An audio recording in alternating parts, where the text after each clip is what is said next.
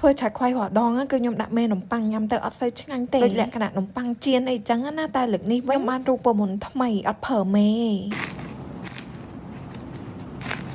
េហើយបើឆាច់ខ្វៃហ្នឹងអំពងហើយនិយាយពីថាឡើងស្រួយក្រៅទុនក្នុងខាងក្នុងគឺអត់សូវមានសាច់ម្សៅទេហើយលើកនេះហ្នឹងគឺខ្ញុំញ៉ាំជាមួយនឹងទឹកស្ដាយនេះគឺជាគ្រឿងផ្សំដែលខ្ញុំយកមកធ្វើឆាច់ខ្វៃហ្នឹងឯងជាដំបូងគឺខ្ញុំមានម្សៅមីហ្នឹងចំនួន300ក្រាមហើយនេះគឺជាម្សៅ baking soda ខ្ញុំដាក់វាហ្នឹងចំនួន2ក្រាមហើយបើមកកញ្ចប់នេះវិញគឺជា baking powder ខ្ញុំដាក់វាចំនួន5ក្រាមកូរច្របល់គ្រឿងហ្នឹងឲ្យបានសព្វចូលគ្នាបានល្អតបមកខ្ញុំដាក់ពងមាន់មួយគ្រាប់ជាមួយនឹងទឹកនិយាយទៅទឹកហើយនឹងពងមាន់ហ្នឹងឲ្យគ្រប់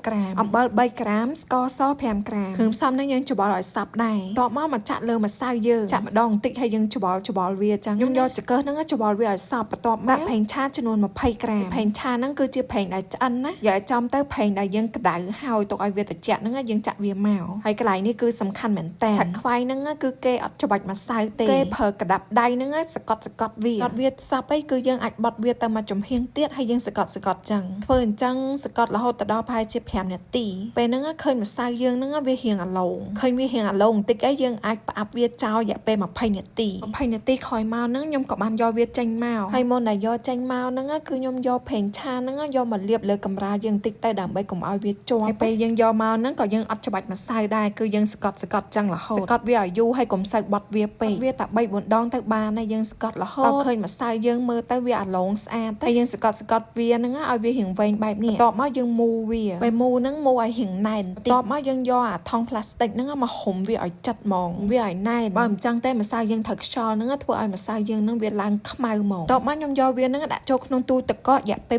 6ម៉ោងឡើងទៅហើយបើយើងទុកក្រៅវិញរយៈពេល4ម៉ោងអីហ្នឹងគឺយើងអាចយកមកធ្វើបានហើយព្រោះខ្ញុំធ្វើពេលយប់អញ្ចឹងហើយស្អែកព្រលឹមឡើងគឺយើងអាចដាក់ចៀនបានហ្មងហើយម្សៅហ្នឹងដាក់ចូលក្នុងទូទឹកកកអញ្ចឹងគឺអាចទុកបាន24ម៉ោងតែកុំឲ្យលើស24ម៉ោងខ្ញុំធ្វើឆាខ្វៃហ្នឹងគឺញ៉ាំជាមួយទឹកស្ដែកខ្ញុំក៏បានធ្វើទឹកស្ដែកខ្លួនឯងដែរតែក៏ជាអាហារពេលព្រឹករបស់ជនជាតិតៃវ៉ាន់ដែរគេញ៉ាំឆាខ្វៃហ្នឹងជ្រលក់ជាមួយនឹងទឹកស្ដែកហ្នឹងឯងហើយស្ដែកហ្នឹងក៏ខ្ញុំត្រាំពីយប់ដែរដាក់ចូលក្នុងទូទឹកកកទៅហើយព្រលឹមឡើងយើងយកចេញមកយកវាលាងទឹកពី3ទឹកទៀតហើយកិនវាច្រោះវាយកដាក់នៅលើភ្លើងហើយកូរឲ្យជាប់ដៃរហូតនិយាយទៅខ្ញុំទុកវាតែមួយផ្លែតែនិយាយពីថាខ្លោចបាតតែអត់ខ្លោចអត់ខ្លាំងទេធំឈាមតិចទៅទឹកស្ដែកហ្នឹងធ្វើរៀងប្រយ័ត្នតិចតែធំឈាមឲ្យញ៉ាំអត់ឆ្ងាញ់ហ្មងវាខ្លោចបាតដល់ចឹងខ្ញុំក៏បានច្រោះវាបន្តិចទៅឥឡូវខ្ញុំក៏បានយកម្សៅឆាខ្វៃយើងចេញមកហ្នឹងគឺយើងអត់មានច្របាច់ម្សៅអីបន្ថែមទៀតទេគឺយកវាមកលុញឲ្យវារៀងវែងបែបនេះបើមើលទៅវារៀងខ្លីពេកយើងអាចចាប់ទាញវាចែកបានណាយើងកាត់វាមកកាត់ស្មើគ្នាពីម្រាមដៃអីចឹងទៅតាមយើងចង់បានទូចធំតាមចំណងចំណូលចិត្តហើយកុំភ្លេចយកម្សៅហ្នឹងមកលាបនៅក្រាលយើងផងព្រោះវារៀងស្អិតចង្កឹះហ្នឹង